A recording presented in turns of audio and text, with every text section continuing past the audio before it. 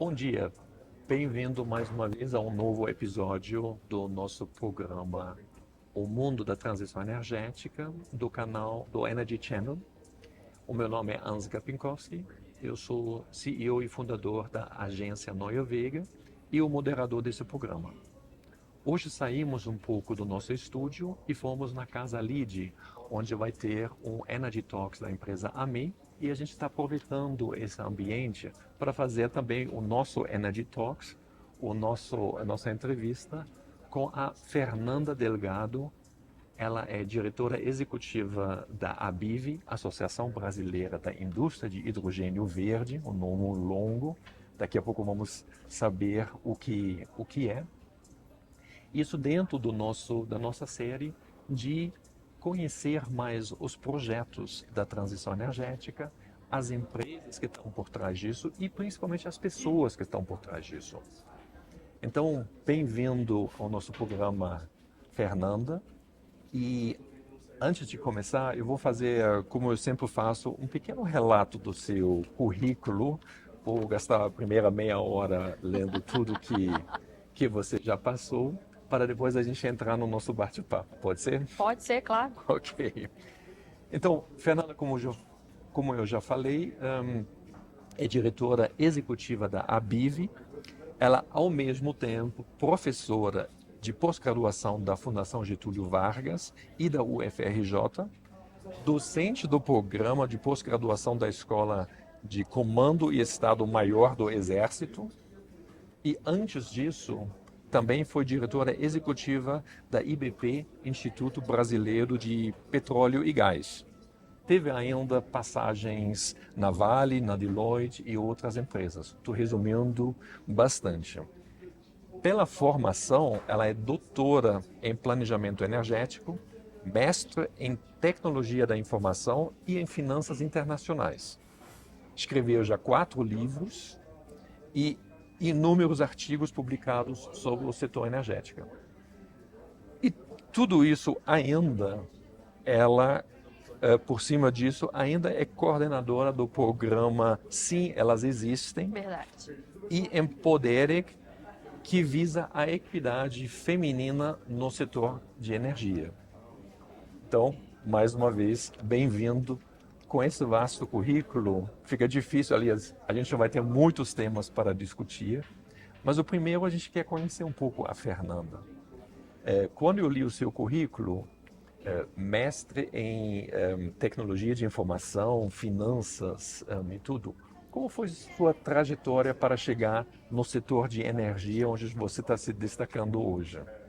Obrigada pela pergunta, Ansgar. É um prazer estar aqui no seu programa. Como é que eu cheguei no mundo de energia, né? Acho que a minha vida foram uma série de coincidências e nada muito planejado, né? Então, a minha formação é de relações internacionais e eu fazia um mestrado em finanças internacionais e fui convidada para fazer um doutorado na Escola de Química, para fazer um doutorado em Química. E era um trabalho multidisciplinar, era uma escola multidisciplinar, em que o objeto de pesquisa eram as relações internacionais do petróleo. Então, queria associar o elemento petróleo, né, aí o elemento energético, o vetor energético da questão, com a minha expertise de relações internacionais da minha formação. A partir da Escola de Química, eu migrei para a COP, para o Programa de Planejamento Energético, e aí fiz essa especialização em engenharia de planejamento energético, focada em geopolítica do petróleo e dos recursos naturais, e daí isso tudo que você leu em relação à energia, né? Trabalhei com o setor de óleo e gás por 25 anos, trabalhei com o setor de biodiesel quando estava na Vale, a Vale Energia, enfim, e agora no hidrogênio verde. Então foi mais ou menos por acaso, né? Foi uma coisa que puxou a outra, que puxou a outra, que puxou a outra. Nada é por acaso, né? Não, tem razão, tem razão. Nada é por acaso, tinha que fazer essa trajetória mesmo, né?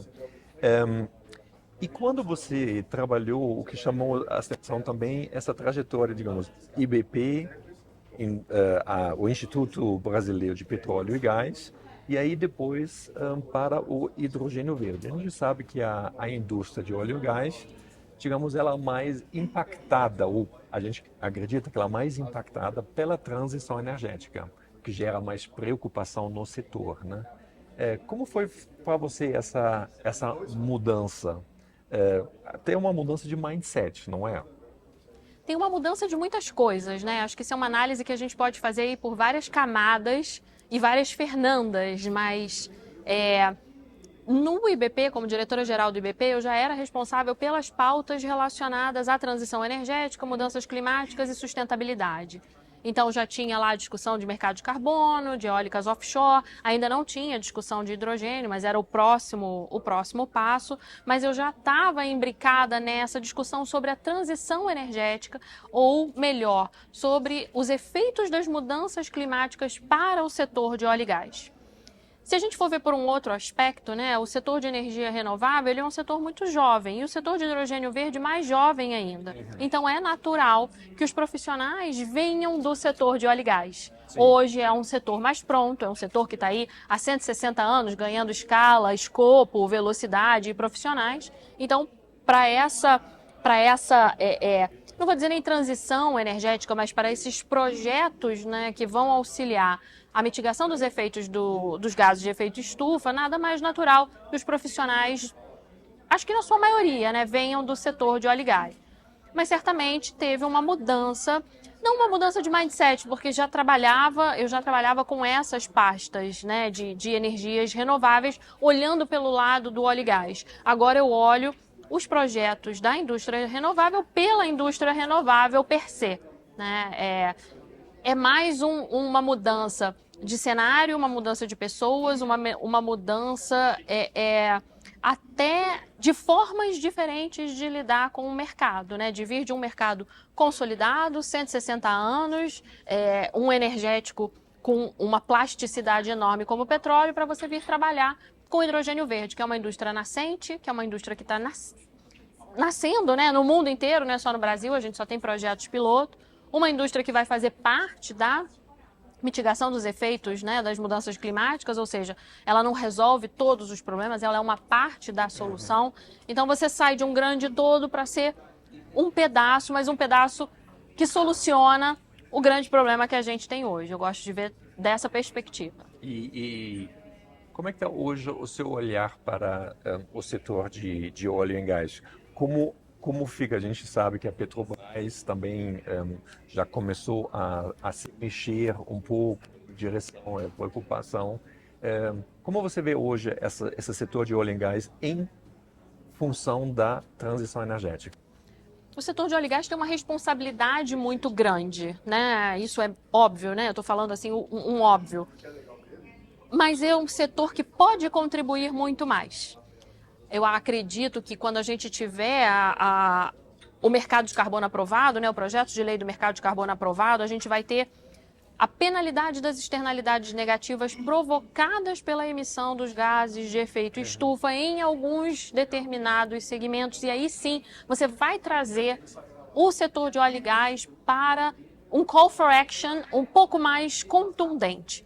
Hoje, cada empresa tem os seus projetos, tem as suas iniciativas em relação a energias renováveis, né, que cumprem os seus portfólios de descarbonização, tem suas metas de descarbonização 2030, 2050, ou redução do percentual de CO2 por barril produzido. Mas quando isso for mandatório, quando isso for obrigado, né, como a gente viu lá no... Pesa no bolso, né? Isso, e como a gente viu lá nos gases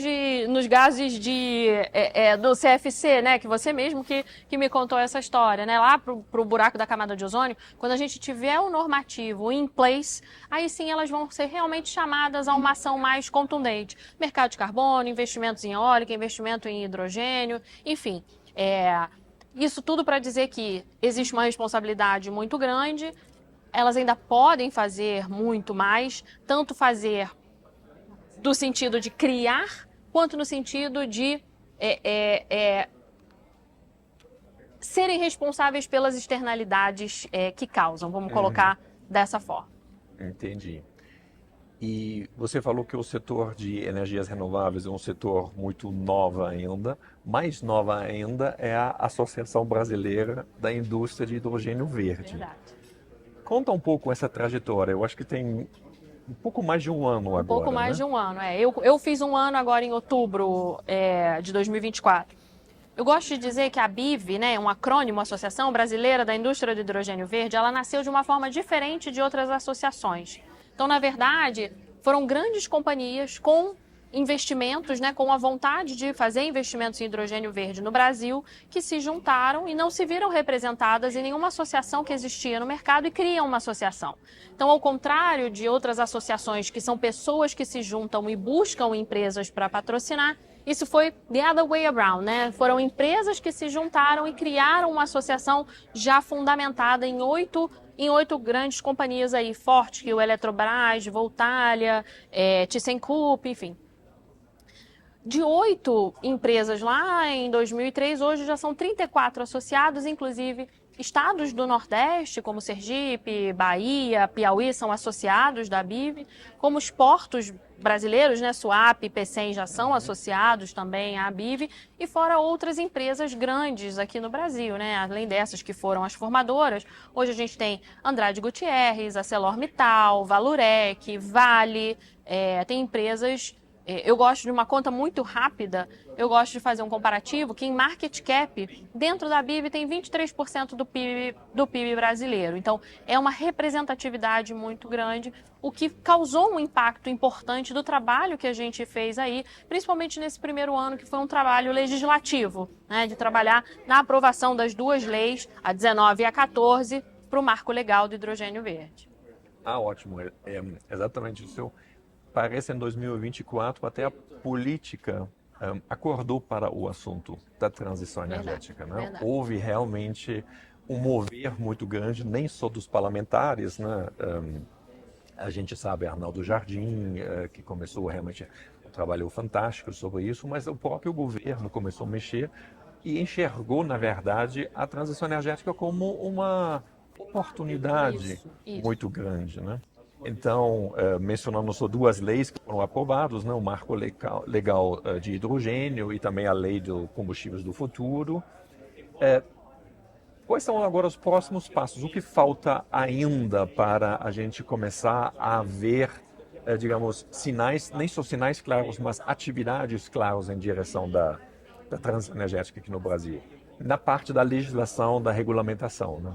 Eu acho que a gente conseguiu atingir houve essa oitiva, como você falou, né? Foi um alinhamento de astros aí em direção não só ao hidrogênio verde, mas a toda uma pauta verde proposta pelo governo na direção da neoindustrialização.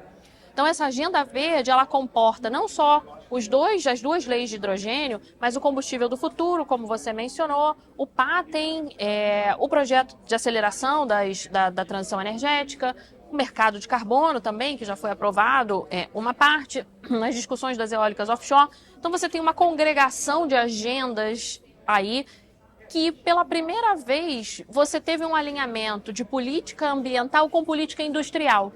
E quando você alinha a política ambiental com a política industrial, você faz uma política social. Então, Isso foi o diferencial que a gente viu nesse último ano. Então, teve uma oitiva muito grande nas casas parlamentares brasileiras, tanto do Executivo, também do Executivo, né, do Poder Executivo Nacional, para entender quais são os anseios da sociedade, quais são os limites da indústria, aquilo que ela pode fazer e que ela consegue fazer dentro de um espectro limitado que a iniciativa privada tem.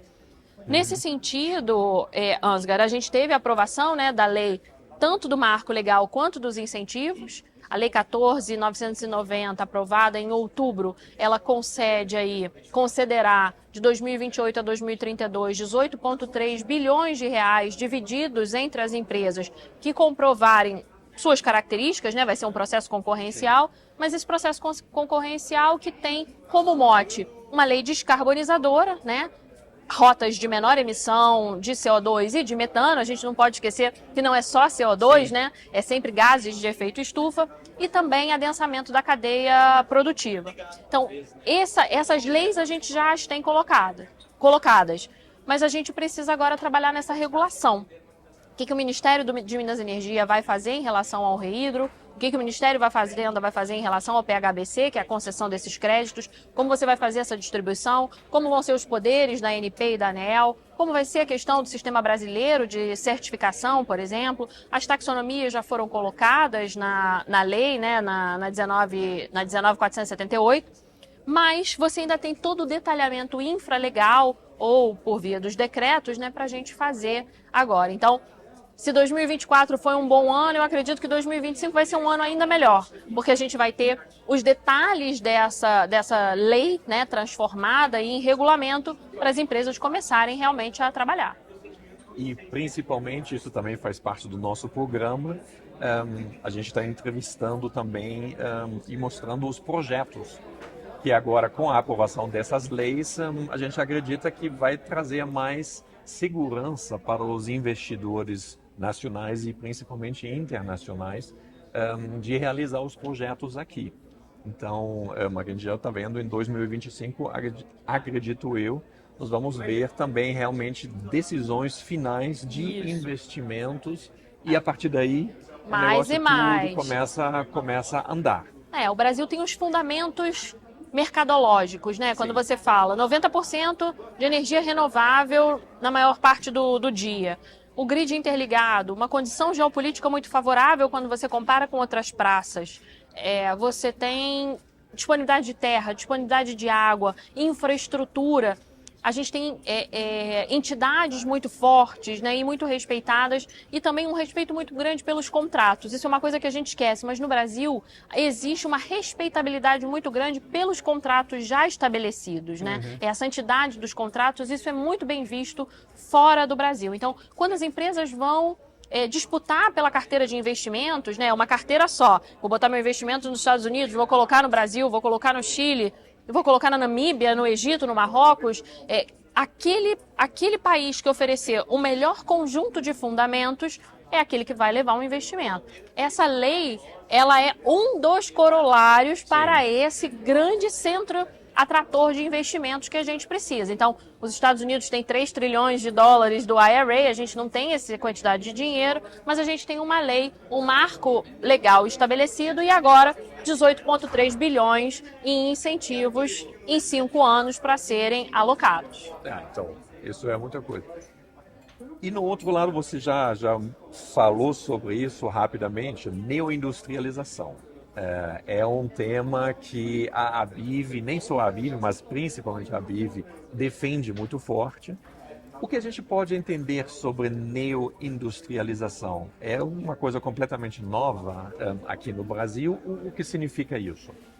Tem várias camadas, né? Novamente, eu acho que todas as perguntas elas podem ser dissecadas aí em várias percepções, em várias percepções e em várias camadas. Quando você fala de neoindustrialização, dentro dessa agenda verde do governo, é trazer para o Brasil de volta indústrias que a gente perdeu e trazê-las verdes, como, por exemplo, a indústria de fertilizantes. Então, o Brasil, que é um dos celeiros do mundo, importa 90% dos fertilizantes que consome.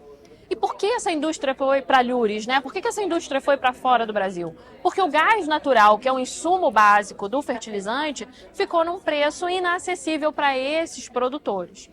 Quando eu faço um incentivo nacional para trazer de volta essa indústria para o Brasil, que ela já venha verde, que ela já venha a partir do hidrogênio verde. E disso eu posso falar da indústria química, eu posso falar da própria agricultura, né? Eu posso fazer uma soja menos intensiva em emissões de gases de efeito estufa com o uso desse fertilizante verde. Eu posso falar de um petróleo menos emissor de CO2 na sua produção, usando o hidrogênio verde para o processo de dessulfurização.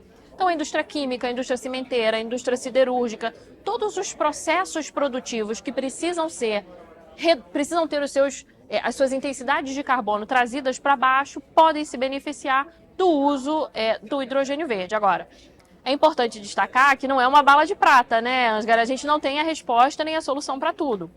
É uma construção que tem sido feita. Você tem a indústria de óleo e gás aí há 160 anos, ganhando escala, escopo, velocidade, subsídios, e a gente tem a indústria de renováveis que acaba de nascer. Se você pensar na indústria eólica, por exemplo, ela tem 20 anos, o que historicamente não é nada. Então, essa construção ainda leva um tempo para a gente para colocar isso tudo de pé. Então, trazer essas indústrias de volta para o país, né? Gosta-se muito de dizer que o Brasil foi desindustrializado. Nos anos 80, 30% do PIB era indústria, hoje é 12%. Mas isso foi um processo que não é causado pelo preço da energia, né? Você tem aí produtividade brasileira, competitividade, a questão dos impostos, infraestrutura, você tem um conjunto de questões, né? A própria questão educacional brasileira é muito importante, a gente conversa muito sobre sociedade, né? Então, trazer a sociedade para o debate é muito importante. Então, isso tudo colocou o Brasil, fez com que ele perdesse essa indústria. Então, ao trazê-la de volta, ela tem que vir já adequada à nova ordem econômica mundial, que é verde. Que é verde. Que é verde. Muito bem. E além disso, eu acredito essa neoindustrialização, na minha interpretação, ela consegue também trazer que as empresas conseguem um valor agregado maior aqui no Brasil. Porque eu vejo isso, por exemplo, na Alemanha, que muitas empresas, até de complexas, químicas e siderúrgicas, não conseguem mais ficar muito sustentável lá, economicamente sustentável, pelo preço de energia que está aumentando lá, e aqui no Brasil, através da energia renovável, que ao longo prazo com certeza vai diminuir cada vez mais. Então, cada vez mais as empresas vão se estabelecer aqui, vão aumentar o valor agregado dos seus produtos, que depois possa voltar para a Europa, Estados Unidos, Ásia e assim for. São esses fundamentos brasileiros, né? Os fundamentos de mercado existem aqui. E um deles é a renovabilidade da nossa matriz e a possibilidade de expansão dessa matriz renovável, né? Então, ter uma matriz, ter energia renovável, muitos países conseguem ter. Mas quem consegue ter uma matriz renovável ainda a possibilidade de expandi-la para acomodar um crescimento econômico, um crescimento populacional, para acomodar esse retorno da indústria para o país. Então, isso é um aspecto muito importante que às vezes fica um pouco subjulgado, né? Então, não, a Noruega tem uma matriz tão limpa quanto a do Brasil? Tem. Mas como você expande isso na Noruega? É muito mais complexo. Aqui no Brasil você tem infinitas possibilidades de expansão e manter a renovabilidade da matriz. Então, ótimo. E eu acho que isso, acho que eu já falei isso em uma outra entrevista. Quem conhece o Brasil sabe as oportunidades que existem. Certamente. Quem não conhece o Brasil, simplesmente, então, a gente precisa também fazer isso para o mundo conheça as oportunidades que o Brasil oferece nessa questão da transição energética. Certamente. A gente tem um discurso aqui no Brasil, do Brasil ser uma potência, né? O Brasil é uma potência, o Brasil vai ser líder da transição energética, o Brasil é um líder global. Mas para a gente ser líder global, a gente precisa se posicionar como um líder global. Sim. A gente precisa discutir os efeitos das mudanças climáticas, a gente precisa discutir a transição energética de igual para igual com os outros países que também concorrem pela mesma pauta e pela mesma pasta, né? Sim. Então, para eu ser um líder global, eu tenho que conversar com outras lideranças globais e colocar essa potencialidade do Brasil para fora. Não adianta que eu converse só intramuros, né? Eu preciso mostrar que aqui eu vou ter projetos de produção de hidrogênio verde, metanol, amônia, a partir do ano X, numa quantidade X, com a possibilidade de queda do preço em X, Y, Z, a partir da energia elétrica, a partir do afundamento tecnológico, de equipamentos, a partir do ganho de escala e de escopo e a própria velocidade que a indústria vai ganhar. Então, para 2025, uma das pautas fundamentais aí da BIV é trabalhar com a fronteira brasileira para fora. Então, tá bom, a Alemanha fez muito bem em vir introduzir essa discussão aqui no Brasil, mas agora eu quero ser reconhecido como um fornecedor também, né? Eu quero estar e participar dos leilões globais, quero que as empresas brasileiras também percebam, as empresas internacionais percebam essa potencialidade que a gente tem aqui. Então, para 2025, a programação da ABIV é a expansão internacional. Ser reconhecido internacionalmente. Olha, para 2025 a agenda da ABIV tem muita coisa. A gente tem aí toda a discussão de regulação, a gente tem mercado de carbono, eólicas offshore, a gente tem indução de demanda, né? Por onde vai vir A demanda nacional por hidrogênio verde também é uma outra discussão muito importante. A gente tem que instrumentos legais podem trabalhar para além do mercado de carbono, podem trabalhar essa indução de demanda também. E por óbvio, né, levar essa palavra, né, essa posição brasileira, essa possibilidade brasileira para fora. Ok, muito obrigado. Acho que já conhecemos muita coisa, nem só da Fernanda, mas também da Aviv e o posicionamento. Fernanda, para terminar, como eu estou fazendo com todos os entrevistados, gostaria de fazer um pequeno desafio para você. Eu tenho aqui preparado uns 5 frases curtas e eu gostaria que você comenta essas frases ou continua falando com essa frase, tá? Vamos lá, vamos ver se eu consigo. A primeira coisa, mudança climática é... Mudança climática é um problema que precisa ser resolvido. É o maior problema que a humanidade já enfrentou depois de 2 grandes guerras, né, que foram vividas aí pela humanidade de uma forma geral. Então, não existe outro problema maior que a gente precisa enfrentar como humanidade e principalmente como sociedade. Por isso que trazer a sociedade para o debate é sempre muito importante. Ela precisa saber o que está acontecendo, porque é a sociedade que vai fazer uma pressão por políticas públicas, por novas tecnologias, por resolver esses problemas. É a consciência da sociedade sobre os malefícios das emissões de gases de efeito estufa que vai criar uma consciência do que usar e do que não usar, como aconteceu com o gás CFC, como aconteceu com o tabaco. A gente até falou disso, né? Nos anos 70, criou-se uma consciência global dos malefícios do tabaco e todo mundo parou de fumar. Nessa sala aqui não tem ninguém fumando. Então, a gente precisa criar uma consciência de que existem malefícios à saúde da população, que a gente já passou um ponto de não retorno sobre o aquecimento da temperatura da Terra, né, em 1,5 grau, e a gente não tem como voltar. O hidrogênio verde é uma das soluções entre uma miríade de soluções que a gente pode lançar mão aí para uma economia descarbonizada, mas a direção é essa. Ótima. Segunda frase, transição justa significa para mim...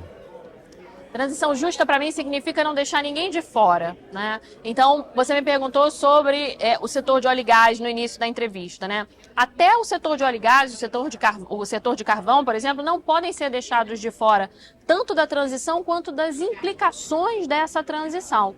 Porque eu tenho uma sociedade inteira para atender, uma sociedade que depende desses vetores energéticos que precisam ser inseridos nessa economia. Então, esses trabalhadores precisam ser requalificados, essas minas de extração precisam ser revitalizadas, essas matrizes energéticas precisam, né, e falando de outros países, né, do globo de uma forma geral, essas matrizes energéticas precisam ser reconduzidas a um lugar menos intensivo na emissão de gases de efeito estufa. E não deixar ninguém para trás, nem sociedade, nem economia, nem os nossos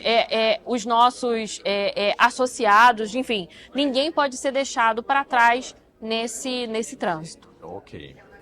Terceira, como será o mundo dos meus netos? Vamos dizer, 2050, por aí, ainda tem tempo, mas como será o mundo? Olha, Ansgar, eu sou bem otimista de que a gente avançou muito nesses últimos 2 anos e a gente vai conseguir avançar ainda mais com esse apoio, principalmente de trazer a sociedade para o debate e a desmistificação de uma série de assuntos. Assim como a gente não fuma mais e a gente come comida orgânica ou a gente toma suco ao invés de refrigerante, a gente precisa criar consciência de que existe um preço a ser pago. A gente vem sujando aí o planeta há muitos anos e independente se fui eu ou se foi você, a gente tem uma conta para ser paga e essa conta pertence ao consumidor. Eu acredito que o mundo dos nossos netos aí vai ser um mundo mais equânime, um mundo mais equilibrado do ponto de vista energético, onde você vai ter gerações de energia isoladas por país. Cada país vai ter os seus sistemas fotovoltaicos, a sua geração eólica, as suas biomassas, o seu hidrogênio, saindo do modelo de hidrocarbonetos muito centrado em alguns pontos do mundo. Então, você pode ter o acirramento de algumas questões relacionadas à cadeia de suprimentos no primeiro momento, mas eu acho que haverá um equilíbrio maior, em que cada um é o dono, tem a sua autossuficiência energética menos dependente. Então, não é colocar... Tem um ditado americano que eu acho horroroso em português, mas ele cala muito fundo nesse sentido, que é você colocar todos os ovos numa mesma cesta, né? Ninguém colhe ovo numa cesta, né, hoje em dia, mas enfim, você não vai colocar... Quanto mais oportunidades você tiver, menos vulnerável você fica. Então, eu acho que o mundo dos nossos netos ainda vai ter muita coisa para fazer, mas ele pode ser um mundo menos vulnerável. Ótimo. E qual o seu melhor desafio atualmente? Meu maior desafio? Meu maior desafio era a aprovação da lei do marco legal do hidrogênio. A gente conseguiu agora em 2024. Até um associado me perguntou, mas você já aprovou as leis? Não tem mais nada para fazer. Eu falei, quem me dera. Quem dera, né? Então, acho que agora tem um trabalho muito mais intenso. O papel da associação é fundamental. Quando você fala de expansão de transmissão, quando você fala da tomada de decisão final de investimento dessas empresas para 2025, quando você fala da estabilidade desse marco regulatório, do cumprimento desse marco regulatório, enfim, de toda a parte de certificação que a gente ainda vai ter que discutir. Então, tem inúmeros desafios para os próximos anos. Mas hoje o meu desafio maior é criar demanda para o hidrogênio verde aqui e fora do Brasil e trazer essa demanda para as empresas brasileiras que vão produzir hidrogênio, metanol, amônia, enfim. Acho que hoje o problema principal, tem um jargão na Marinha, né, que é o inimigo mais próximo. Então hoje o meu inimigo mais próximo, né, é criar off-takers, né? Agora chama off-takers. É trazer esses off-takers para a conversa e trazê-los aqui para o Brasil. Aqui no Brasil. Ótimo. E o último, de onde você tira a sua motivação para trabalhar nesse tema? Essa é uma pergunta boa. Nunca me fizeram essa pergunta, não. Eu me fiz essa pergunta outro dia, né? Oscar, eu vou te dizer que a minha motivação vem de saber que eu mudei a vida de alguém em alguma coisa. Alguma coisa que eu disse, alguma coisa que eu escrevi, ou alguma coisa que eu fiz, alterou o curso da sua vida. Qual a definição de poder, né? A definição de poder é você alterar a vida ou o rumo dos acontecimentos. A vida das pessoas e o rumo dos acontecimentos dos fatos. Essa é a definição, estrito senso, de poder. Esse poder me inebria. Esse poder, como professora, como mãe, como filha, como namorada, como executiva, como amiga, como tudo. Esse poder, para mim, é fascinante. Você saber que uma aula que eu dei, uma palavra, um abraço, uma mensagem, foi tão significativo para as outras pessoas. Eu acho que esse trabalho é muito especial nesse sentido, né? De ser transformador, em especial para as pessoas e para a sociedade. Muito obrigado mais uma vez, Fernanda. Foi ótimo o papo. Eu acho que a gente conseguiu abordar bastante temas aqui, mesmo rápido e tudo. Mas já fica o convite para mais um bate-papo mais tarde. Quem sabe no final de 2025 a gente faz uma reflexão. Ótimo. Tudo o que ocorreu ali. Mais uma vez, obrigado. E com isso a gente encerra o nosso programa de hoje. Obrigado. Obrigada.